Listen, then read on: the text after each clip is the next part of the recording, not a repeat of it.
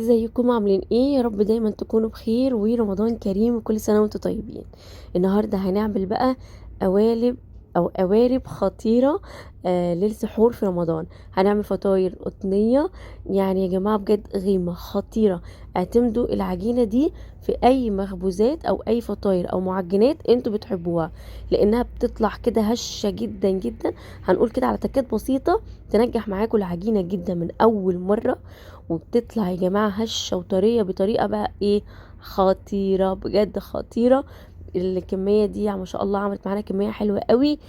قبل طبعا للتفريز، وممكن ننزلها قبل السحور بدقايق كده للتسخين. خطيرة. تقدروا طبعا تشكلوا في الحشوات زي ما انتوا عايزين.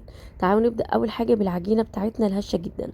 عندي في بول عجينة احط مية دافية، حليب دافي، زيت نباتي، وهكتب لكم المقادير بالتفصيل في صندوق الوصف.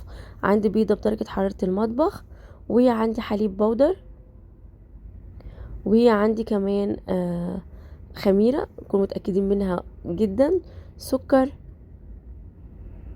وهبدأ بقى أخلط العجين بتاعي أو الخليط السائل ده كله مع بعض لغاية ما يندمج الخميرة مع السكر مع كل المواد السائلة تماما.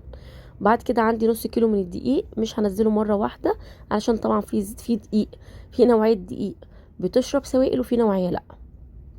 فانا هنزل النص الاول مع رشة ملح وهبدأ في العجن، والنص التاني هنزله معلقة معلقة، والعجينة والمكنة بتاعتي شغالة او العجينة بتاعتي شغالة لغاية ما تتلم وتبقى بالقوام ده كده. هوريكم قوام العجينة اللي احنا عايزين نوصله. ما تكتموهاش بالدقيق. بصوا عايزينها ازاي؟ تكون بتلزق حاجات بسيطة في الايد زي ما انتوا شايفين كده. رشة دي بقى على الكونتر، وهنزل العجينة بتاعتي هلمها لمة كويسة كده زي ما انتوا شايفين. وبعد كده هجيب بقى الطبق بتاع التخمير بتاعي، هنزل فيه العجينة، هنغطيها بالبلاستيك راب فوطة مطبخ، ونسيبها تخمر كده في مكان دافي لمدة ساعة الا ربع او ساعة لغاية ما يبدأ حجمها كده يتضاعف. تعالوا بقى نحضر الحشوة بتاعتنا بتاعت الأجبان اللي انا بفضلها جدا في اي فطاير.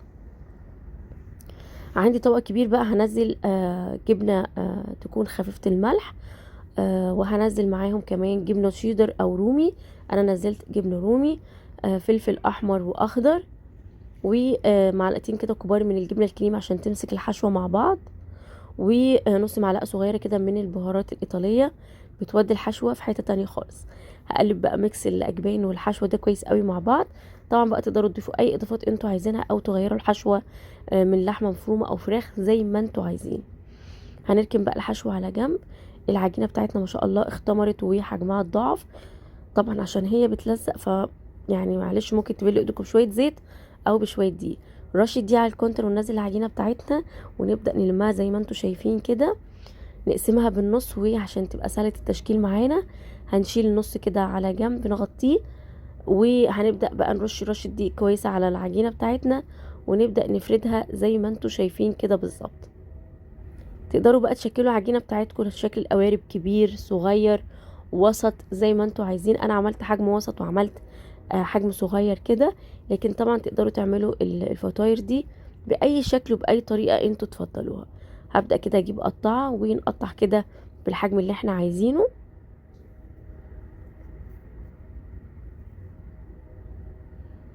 هنكون بقى محضرين صينيه فرن جنبنا وحاطين فيها ورق زبده. الزوايد دي بتتشال وتتعجن تاني وبنفردها تاني وبنعيد تشكيلها تاني. صينية خبز بقى عليها ورق زبدة، وهنجيب بقى قطع قطع كده من العجينة بتاعتنا نملاها حشو زي ما انتوا شايفين. واهم حاجة يا جماعة، اهم حاجة يا جماعة لازم تقفلوا الاطراف كويس قوي علشان خاطر ما تفكش معاكوا في التخمير او في السوا. اهم تكتين ينجحوا معانا العجينة بتاعتنا ويخلوها كده هشة جدا جدا وتبقى كده قطنية، ان احنا لازم نعجن العجينة بتاعتنا ما تقلش عن 10 دقايق. ولازم الخطوة التانية ان احنا ما نكتمش العجينة بتاعتنا بالدقيق ونسيبها كده تكون بتلزق حاجة بسيطة. هبدأ بقى كده اقفل. دي طريقة تانية، انا اوريكم الطريقة الاولانية ودي طريقة تانية ان احنا بنحط الحشو نقفلها كده زي القطايف، نضغط كويس قوي عشان الاطراف ما تفكش. بعد كده بنقلبها بقى على الناحية التانية وبالسكينة كده بنبدأ نفتح من النص كده. ودي الطريقتين طبعا تقدروا بقى تشكلوها بالطريقة اللي تريحكم والاسهل والانسب ليكم. هرص بقى الفطاير بتاعتي، هبدأ بقى احط حشوة خارجية بقى زي ما انتوا عايزين، شرايح من البسطرمة، من السجق او من الفرانكفورت، شرايح من الزيتون، زي ما انتوا عايزين بقى، شوية كمان اجبان موتزاريلا زي ما انتوا عايزين. انا كمان سبتها تخمر حوالي ربع ساعة. بعد ما شكلناها سيبناها تخمر ربع ساعة، وبعد كده دهنت وش العجينة بتاعي بصفار بيضة مع معلقتين كبار حليب او معلقة كبيرة نسكافيه زي ما انتوا عايزين. هنكون مسخنين الفرن كويس قوي على درجة حرارة 180. الفرن بتاعنا يسخن تماما. بندخل العجينة بتاعتنا او الفطاير بتاعتنا، بتاخد بالظبط من 10 ل 11 دقيقة، تاخد وش، تستوي من تحت، بتبقى هشة كده زي ما انتوا شايفين. يا جماعة لازم تجربوا الفطاير دي للسحور، بجد هتبقى ادمان خطيرة. زي ما قلت لكم قبل للتفريز، بنطلعها قبل السحور بثواني. اشوفكم على خير في فيديو جديد.